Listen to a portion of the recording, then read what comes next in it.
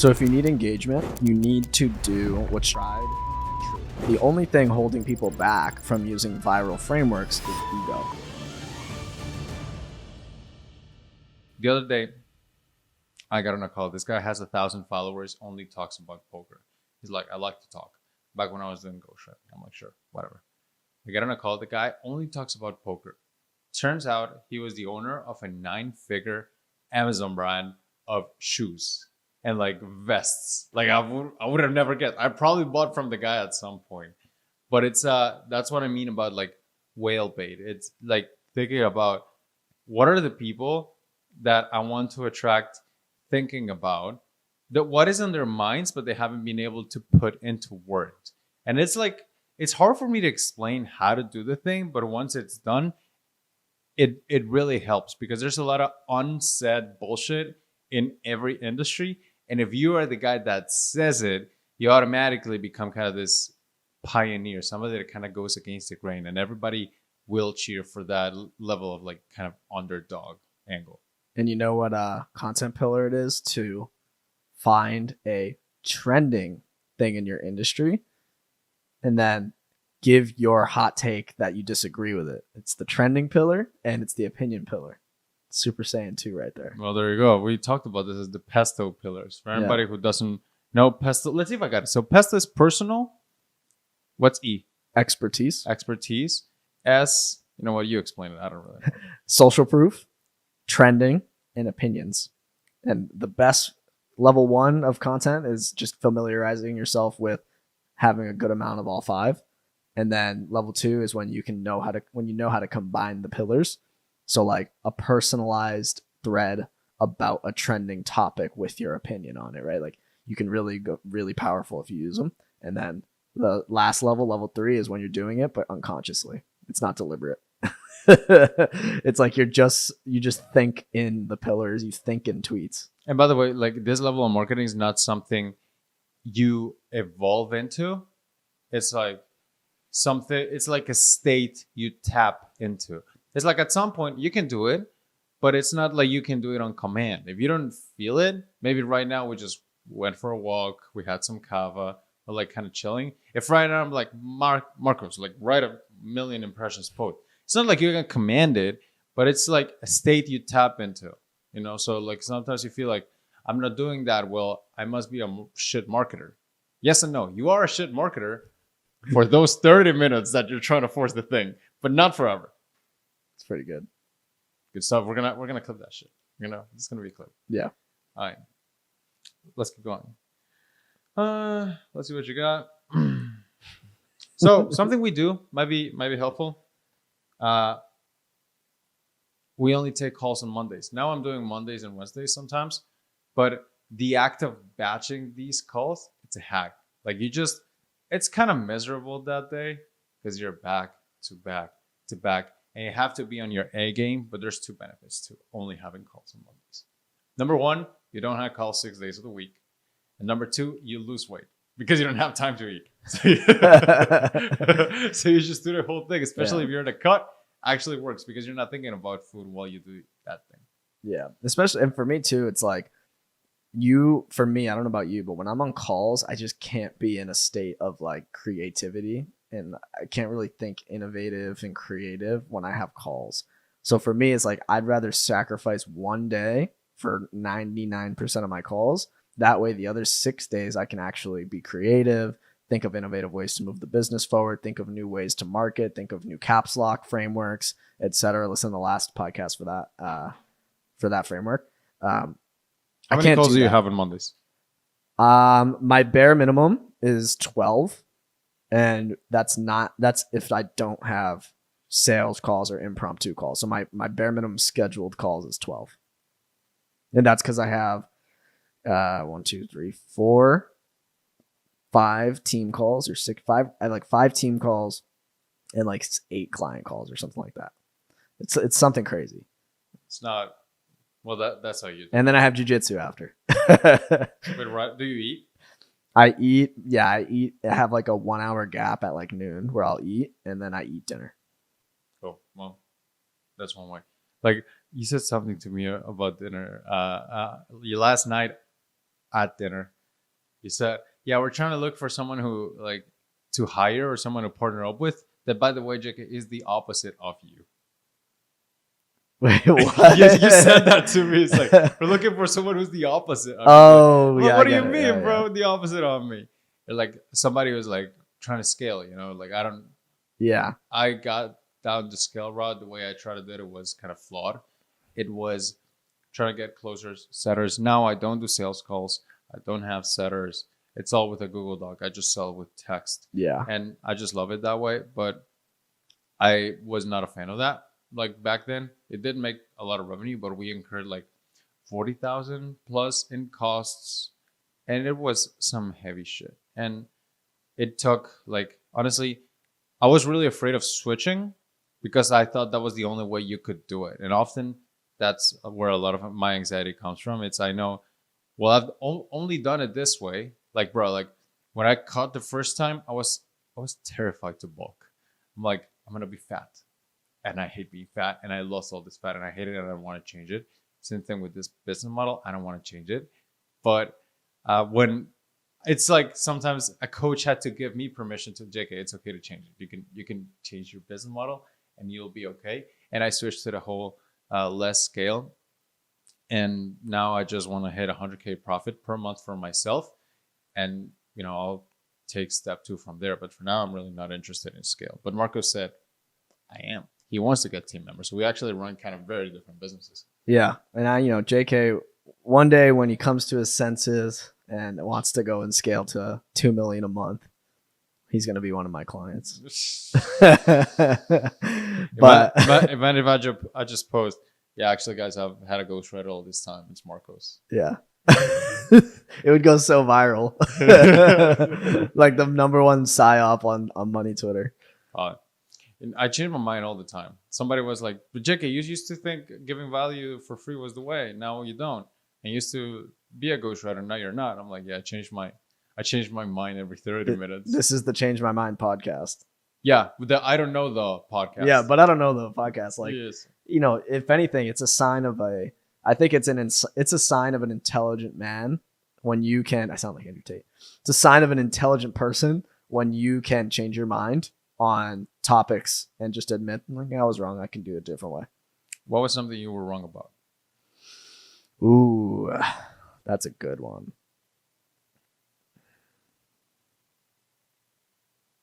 Something I was wrong about is that I can work with anybody. I thought when I started that I could work with anybody. And I slowly found out in the most painful way possible. Can't work with this person. Oh, can't work with that kind of person. Oh, can't work with that kind of person. Oh, and then I found out another thing I was wrong about was that, every niche can be scaled. There's something called TAM, total addressable market. It's real. You got to tell me a story about this, bro. Like either one of the little TAM or tell me something. So I had a client, yeah. I'm not going to give away the niche, but I had a client who was in a niche where it was just like the total addressable market on Twitter. It's just not that big. And I swear we've did everything.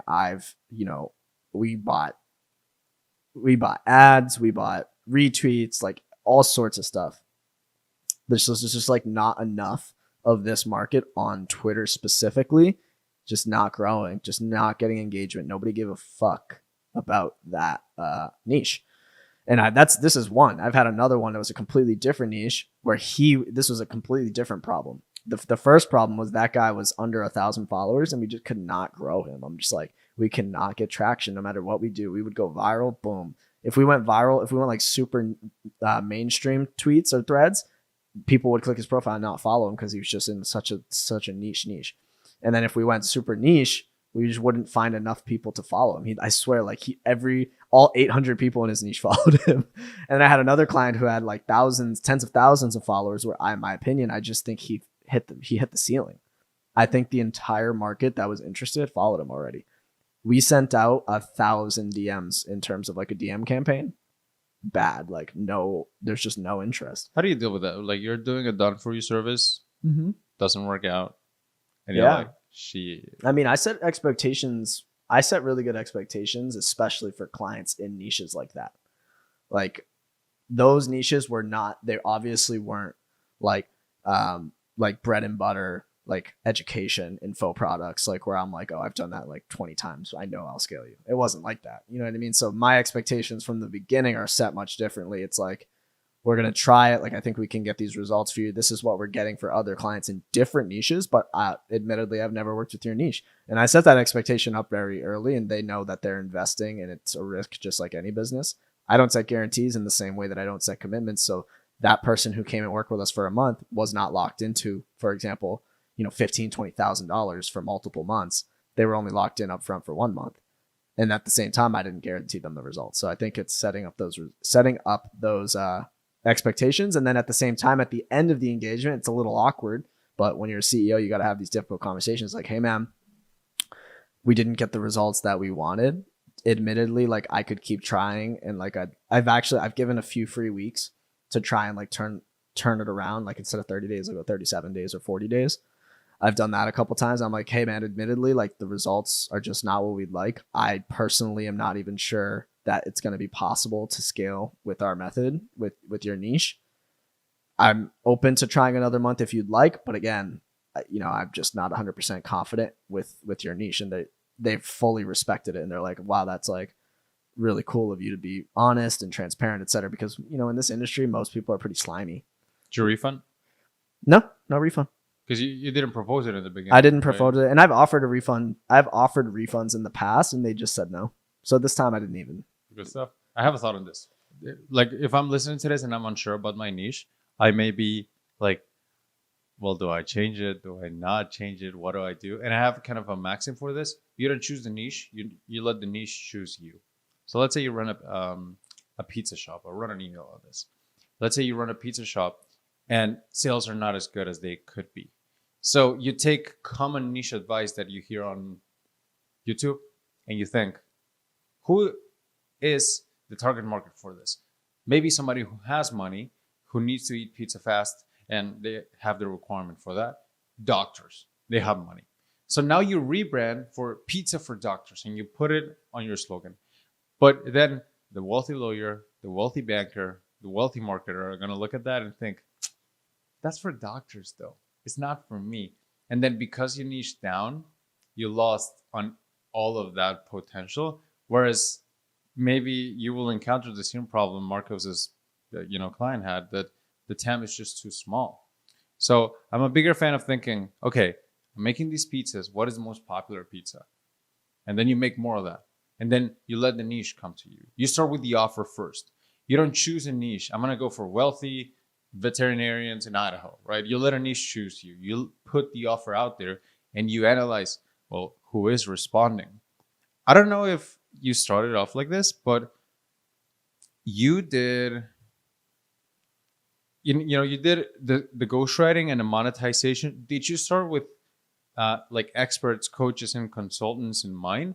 Or was it something more like you put the offer out and it turned out that experts and coaches and consultants were the ones that needed it the most? Yeah. So when I started, I was just doing founders and CEOs and just like saying that. And I put it out cold DMs to just all founders and CEOs. I think actually the practical thing I was doing, I think you taught me this, was Phantom Buster. I scraped Alex Hormozy's followers, and then I keyword reverse search for CEO and founder.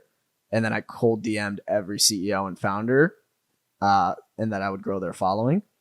What had happened was I had a couple of failures I failed for a SaaS founder. It wasn't very good. Like, we got him some SaaS subscriber trials, but it was like what I quickly found out about SaaS, and I quickly knew, I started knowing that I needed monetization after this, is when I worked for a SaaS founder and he got like a bunch of trials and stuff. But then I did the math, because I asked him, I was like, well, how many subscribers do you need to even make your money back with us, right? It's like he needed like 10 to 15 paying $97 a month SaaS subscribers to even make money with us, because we were only charging $1,000. And coming from SaaS, that shit's tough. Yeah, for those who know, it's like, especially with not a lot of followers. Organic? Yeah, organic. And it was a niche SaaS. It was actually like data as a service. And I quickly realized that, oh, we got 7 trials from this couple thread, like this few weeks. I was like, those trials, we'd be lucky if one converts to a paying subscribers. So I quickly realized if I want to charge, and 1,000 was the bottom. If I want to go charge 3, 4, 5,000 a month, how am I going to get that much results for a SaaS founder? So I scrapped SaaS founders after that. And then eventually I worked for free. I did 3 free trials. I think I've told this story. One was like one was a Web3 agency. One was another like a e-com guy, and then someone else. And all of those were like, meh, like not that great, whatever. And I quickly realized, one was a design agency, and I quickly realized all of those niches were out the window. So then I had like another client, and then I got another client referred who was a coach, and I crushed it for him. Fucking knocked it out of the park. Insane results. Like I have you can go back in 2022 and see the screenshots. Like these people were like all caps in the Slack. Like, oh my God, like we did, 50K, 100K, 25x return on ad spend, 50x return on ad spend, insane numbers. And I was like, okay, so now all I thought to myself, verbatim, I thought to myself, how do I get more of these? How do I get more of these? And there's only 2 ways. One is I basically just search for people who have this exact business model, or 2, referrals. And that's what I did. So I just started reaching out to coaches, and yeah, we slowly acquired the coaches and getting referrals at the same time. And then from there, we crushed like 4 or 5 people. I actually signed someone on a rev share deal because they couldn't afford our service. At the time was $3,000 a month. He was like, I'm not doing $3,000 a month. I don't even have a sale yet. Let's do $1,000 a month and 15% rev share.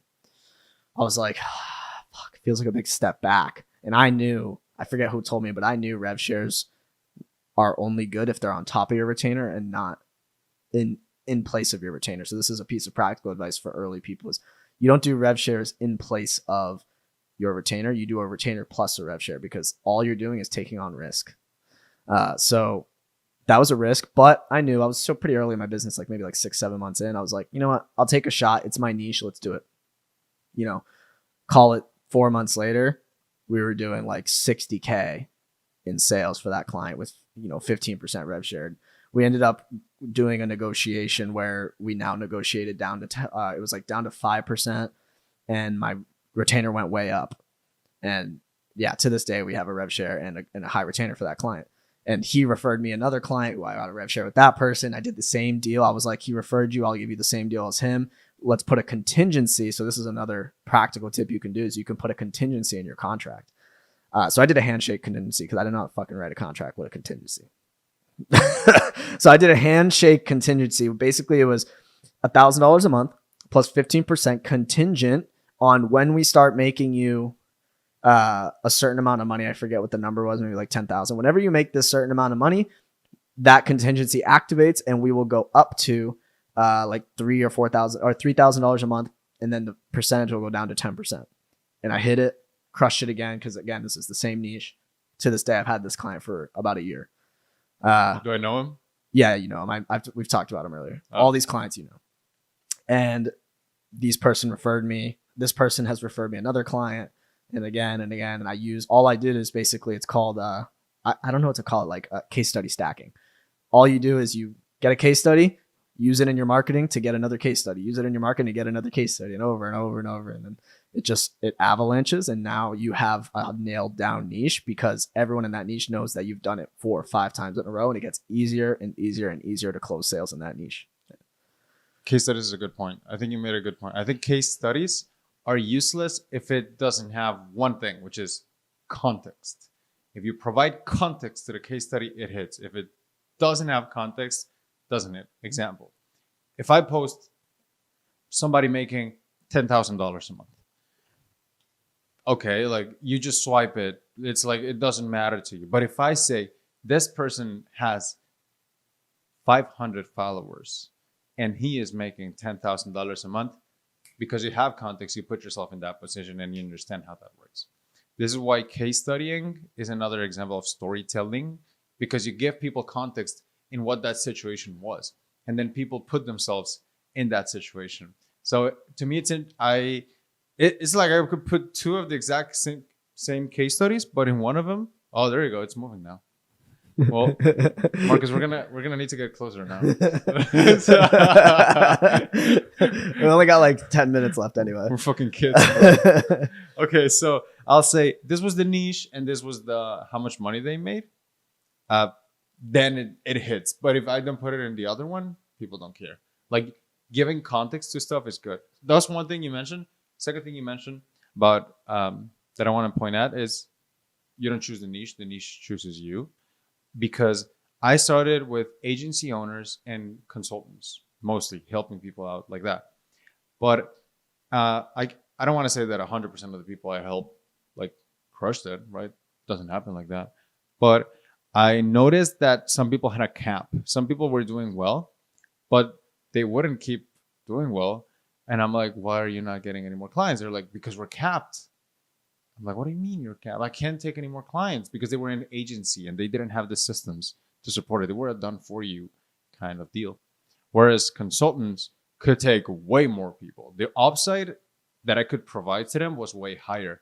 Therefore, it's not that I only take consultants, but it makes sense that when I write and when I market, I think about them because the niche chose me. I didn't choose consultants. The niche chose me. And that's why I think when people ask me, what niche should I choose? To me, it's like kind of an irrelevant question because it's not the one that's... You're asking the question backwards. Yeah. It's you sending out the offer and then you let the niche choose you. Yeah.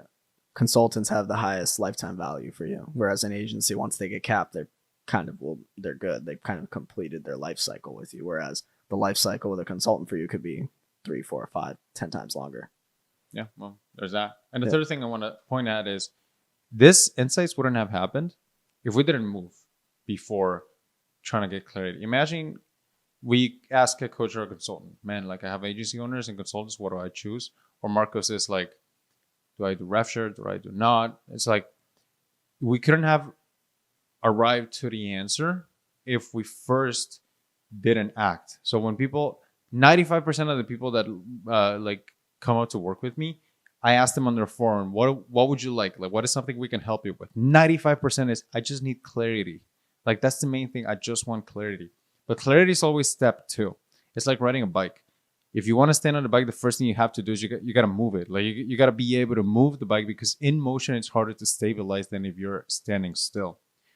So one of the main cures for anxiety, because you don't have any clarity, is just get going and eventually you start figuring it out. And it sucks. That advice sucks, but if it were easy, everybody would do it. You know what I mean? Banger. There you go. Easy. So that's one of the things that when I'm feeling anxious, it's because I'm not moving. It's either because I'm doing things that I know I shouldn't, or I'm not doing things I know I should. And as soon as I align my actions with what I know I should be doing at that moment, clarity just appears. But if you try to get clarity on its own, it doesn't work because clarity is always step 2. It's like trying to stabilize a bike before you move it. You can't.